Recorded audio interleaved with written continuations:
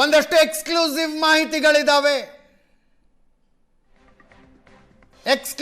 ಮಾಹಿತಿಗಳಿದಾವೆ. ನೆನ್ನೆ ಏನೇನಾಯಿತು ಅನ್ನುವುದರ ಇನ್ಫಾರ್ಮೇಷನ್ಗಳಿದಾವೆ. ಎಲ್ಲವನ್ನೂ ಹೇಳ್ತೀವಿ ನಿಮಗೆ. ಕೆಲವೇ ಕ್ಷಣಗಳಲ್ಲಿ ಇನ್ನಷ್ಟು ಅತಿಥಿಗಳು ನಮ್ಮನ್ನು ಜಾಯ್ನ್ ಆಗ್ತಾರೆ. ಕೀರ್ತಿ, ಇದರಲ್ಲಿ ಧರ್ಮಸ್ಥಳದ ಕಡೆಯವರ ಮೈಮರವು ಇರಲಿಲ್ವಾ? ಇದೆ, ಬಟ್ ಇವ್ರು ಈಗ ಹೆಂಗೆ ಅನನ್ಯ ಭಟ್ ವಿಷಯದಲ್ಲಿ ಬಂದಂಥ ಪ್ರತಿ ಅಂಶವನ್ನು ಒಂದು ರಿಸರ್ಚು ಕೌಂಟ್ರು ಆ ರೀತಿ ಮಾಡ್ತಾ ಪ್ರತಿ ಅಂಶವನ್ನು ನಲ್ ಆ್ಯಂಡ್ ವೈಡ್ ಮಾಡ್ತಾ ಹೋದ ರೀತಿಯಲ್ಲಿ ಸೌಜನ್ಯ ವಿಷಯದಲ್ಲಿ ಮಾಡಿಬಿಟ್ಟಿದ್ರೆ ಆಗಿರೋದಲ್ವೇನ್ರಿ? ಖಂಡಿತ ಮಾಡಬೇಕಾಗಿತ್ತು. ಬಟ್ ಇವ್ರು ಏನು ಅಂತಂದ್ರೆ, ಇವ್ರು ಪ್ರತಿ ಸಲವೂ ಮಾಡಿದ್ದೇನು ಅಂತಂದ್ರೆ, ಇವರು ಸೋಷಿಯಲ್ ಮೀಡಿಯಾ ಮತ್ತು ಮೀಡಿಯಾ ಎದುರು ಕೊಡುವ ಹೇಳಿಕೆ ಮತ್ತು ಸ್ಟೇಷನ್ ಮತ್ತು ಕೋರ್ಟಲ್ಲಿ ಕೊಡುವ ಹೇಳಿಕೆ ಎರಡು ಬೇರೆ ಬೇರೆ ಇರ್ತಿತ್ತು. ಹೋರಾಟಗಾರ ಅಂದ್ರೆ ಇವ್ರು ಇವತ್ತು ಸಹಿತ, ಈಗ 15 ದಿನದ ಹಿಂದೆ ಸಹಿತ ನಿಶ್ಚಲ್ ಜೈನ್ ಹೆಸರನ್ನ ಗಿರೀಶ್ ಮಠನ ಎತ್ತಿದ್ರು. ಫೇಕ್ ಡಾಕ್ಯುಮೆಂಟ್ಸ್ ಅನ್ನ ಕೊಟ್ಟು ಅವನನ್ನು ಬಚಾವ್ ಮಾಡಿದ್ರು ಅಂತ. ಅದನ್ನ ಕೋರ್ಟಿಗೆ ಬಂದು ಹೇಳೋದು, ಕೋರ್ಟ್ಗಲ್ಲ, ಸ್ಟೇಷನ್ ಅಲ್ಲಿ ಕಂಪ್ಲೇಂಟ್ ಅಲ್ಲೂ ನಿಶ್ಚಲ್ ಜೈನ್ ಹೆಸರಿಲ್ಲ. ಇಡೀ ಕೋರ್ಟ್ ನಲ್ಲೂ ಸಹಿತ ನಿಶ್ಚಲ್ ಜೈನ್ ಹೆಸರು ಹೇಳಲ್ಲ ಇವರು, ಬಟ್ ಜನಗಳಿಗೆ ಹೇಳ್ತಾರೆ. ಸೊ ಹೀಗಿರುವಾಗ ಧರ್ಮಸ್ಥಳದವ್ರಿಗೆ ಆಗಿದ್ದೇನು ಅಂತಂದ್ರೆ, ಈಗ ಅವ್ರ ಈ ಹೆಸರು ಹೇಳಬೇಡಿ ಅಂತ ಧರ್ಮಸ್ಥಳದವರು ಕೋರ್ಟ್ಗೆ ಹೋದ್ರೆ ಅಭಿವ್ಯಕ್ತಿ ಸ್ವಾತಂತ್ರ್ಯ, ವಾಕ್ ಸ್ವಾತಂತ್ರ್ಯಕ್ಕೆ ಧಕ್ಕೆ ತರ್ತಿದ್ದಾರೆ. ಇವ್ರು ತಪ್ಪೇ ಮಾಡಿಲ್ಲ ಅಂತಂದ್ರೆ ಇವ್ರು ಯಾಕೆ ಕೋರ್ಟ್ಗೆ ಹೋಗ್ಬೇಕು? ಅಂದ್ರೆ ನಿರೀಕ್ಷೆ ಏನಂದ್ರೆ, ನಾನು ಹೊಡಿಯೋದಕ್ಕೆ ಬಂದೆ ನೋಡಿ, ಅವ್ನ ಕೈ ಅಡ್ಡ ತಂದ ಅಂದ್ರೆ ಏನೋ ತಪ್ಪು ಮಾಡಿದ್ದಾರೆ ಹೊಡ್ಸ್ಕೋಬೇಕಿತ್ತು.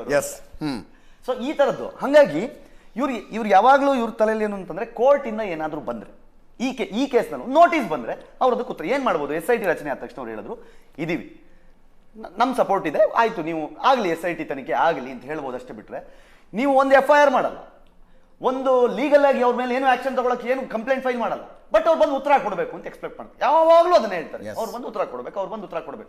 ಎಲ್ಲಿ ತನಕ ಅಂತಂದ್ರೆ 3 AA ಮಾಡಿರೋ ಮೂರ್ಖ ಅವನ ಜೊತೆ ಡಿಸ್ಕಷನ್ಗೆ ವೀರೇಂದ್ರ ಹೆಗಡೆ ಬರಬೇಕು ಅಂತ ಕೇಳೋ ಹಂತಕ್ಕೆ ಬರುತ್ತೆ. ಹೌದು. ಅಂದ್ರೆ ಅಜಿತ್ ಹನುಮಕ್ನವ್ರ ಜೊತೆ ನಾನೇನು ಚರ್ಚೆ ಮಾಡೋದು? This is what he said. Actually ನಾನು ನೋಡಿದೆ, ಆಮೇಲೆ ನೋಡಿದೆ, ಅಜಿತ್ ಹನುಮಕ್ನವ್ರ ಜೊತೆ ನಾನೇನು ಚರ್ಚೆ ಮಾಡೋದು? ಚರ್ಚೆ ಮಾಡಿದ್ರೆ ವೀರೇಂದ್ರ ಹೆಗಡೆ ಜೊತೆ. ಅದನ್ನೇ ಹೇಳಿದೆ. ನಾಳೆ ಅವ್ನು ಟ್ರಂಪ್ ಬಗ್ಗೆ ವಿಡಿಯೋ ಮಾಡ್ತಾನೆ, ನರೇಂದ್ರ ಮೋದಿ ಅವ್ರ ಬಗ್ಗೆ ವಿಡಿಯೋ ಮಾಡ್ತಾನೆ, ನಿಮ್ ಜೊತೆಗೆ ಏನು ಡಿಸ್ಕಷನ್? ಮೋದಿ ಅವ್ರನ್ನ ಕರೀರಿ, ನಾನು ಅವ್ರ ಜೊತೆ ಮಾತಾಡಬೇಕು ಅಂತ ನೀವು.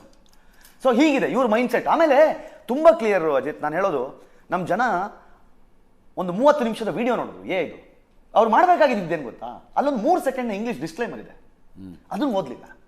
ಅವನು ತುಂಬಾ ನೀಟಾಗಿ ಬರೀತಾನೆ. ಈ ಡಾಕ್ಯುಮೆಂಟ್ರಿಯಲ್ಲಿ ನಾನು ಯಾವುದೇ ವಿಕ್ಟಿಮ್ ಅನ್ನ ಮಾತಾಡ್ಸಿಲ್ಲ, ಯಾವುದೇ ಸಾಕ್ಷಿಯನ್ನು ನಾನು ಮಾತಾಡ್ಸಿಲ್ಲ, ಯಾವುದೇ ಲೀಗಲ್ ಒಪಿನಿಯನ್ ತಗೊಂಡಿಲ್ಲ. ಜನ ಏನು ಮಾತಾಡ್ತಾ ಇದ್ದಾರೋ ಅದನ್ನು ಕೇಳಿಸ್ಕೊಂಡು ಅದಕ್ಕೊಂದು ವಿಡಿಯೋ ಮಾಡಿ ಜನಗಳೇ ಡಿಸ್ಕಸ್ ಮಾಡಲಿ ಅಂತ ಬಿಟ್ಟಿದ್ದೀನಿ ಅಂತ 3 ಸೆಕೆಂಡಲ್ಲಿ ಇಂಗ್ಲೀಷಲ್ಲಿ ಸಣ್ಣ ಟೆಕ್ಸ್ಟಲ್ಲಿ ಡಿಸ್ಕ್ಲೈಮರ್ ಆಗ್ತಾನೆ. ಅದಾದ್ಮೇಲೆ ಅವ್ನು ಕೈ ಬಾಯಿ ಹಿಂಗೆ ಮಾಡ್ಕೊಂಡು ಫುಲ್ ವಿಡಿಯೋ ಮುಗಿಸ್ತಾನೆ.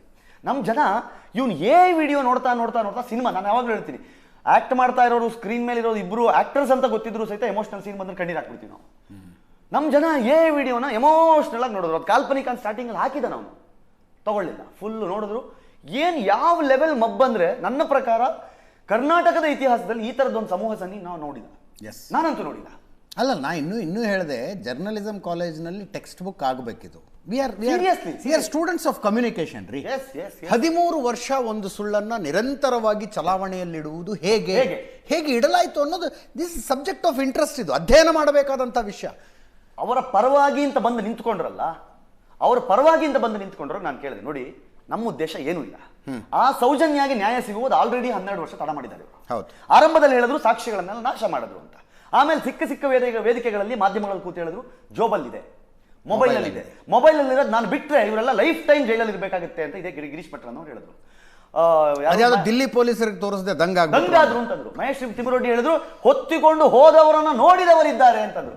ಇವ್ನು ಯಾರಿಗೋ ಮಾಸ್ಕ್ ಹಾಕೊಂಡು ಕರ್ಕೊಂಬರೋ ಬದಲು ಆ ನೋಡಿದವರಿಗೆ ಮಾಸ್ಕ್ ಹಾಕೊಂಡು ಕರ್ಕೊಂಬಂದು ಸೌಜನ್ಯಗೆ ನ್ಯಾಯ ಕೊಡಿಸಬಾರ್ದಿತ್ತ ಇವರು? 1979 ವೇದವಲ್ಲಿ ಕೇಸ್ ಓಪನ್ ಆಗಬೇಕು ಅಂತಾರೆ. 86 ಪದ್ಮಲತಾ ಕೇಸು ಕಂಪ್ಲೇಂಟ್ ಕೊಟ್ಟಿದ್ದಾರೆ SITಗೆ. 2000 ಆನೆ ಮಾವತನ್ ಕೇಸ್ಗೆ ಕಂಪ್ಲೇಂಟ್ ಕೊಟ್ಟಿದ್ದಾರೆ. ಇವ್ರ ಹತ್ರ ಸಾಕ್ಷಿ ಇದೆಯಂತೆ. ಈ ಕುಸುಮಾವತಿ ಅವರು ಕೊಳ್ಪಟ್ಟಿ ಹಿಡ್ಕೊಂಡು ಕರ್ಕೊಂಡು ಹೋಗ್ಬಿಟ್ಟು SITಗೆ ಒಂದು ಕಂಪ್ಲೇಂಟ್ ಕೊಡ್ಬೋದಲ್ಲ, ಕೇಸ್ ರಿಓಪನ್ ಮಾಡಿ ಅಂತ SIT ಕೇಳ್ಬೋದಲ್ಲ.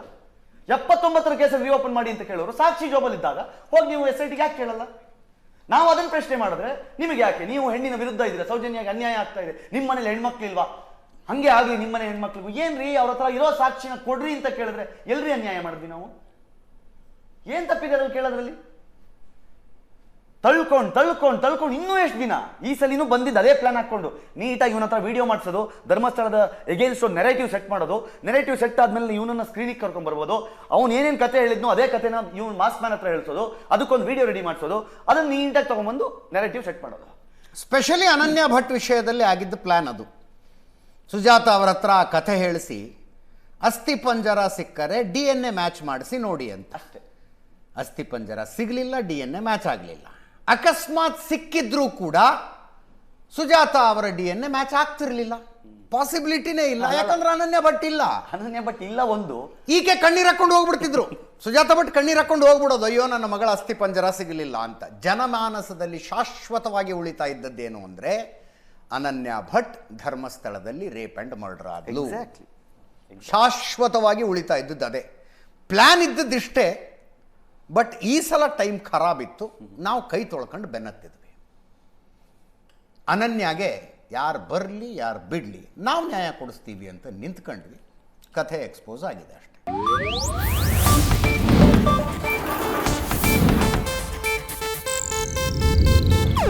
ಇದು ಏಷ್ಯಾನೆಟ್ ನ್ಯೂಸ್ ನೆಟ್ವರ್ಕ್ ಪ್ರಸ್ತುತಿ.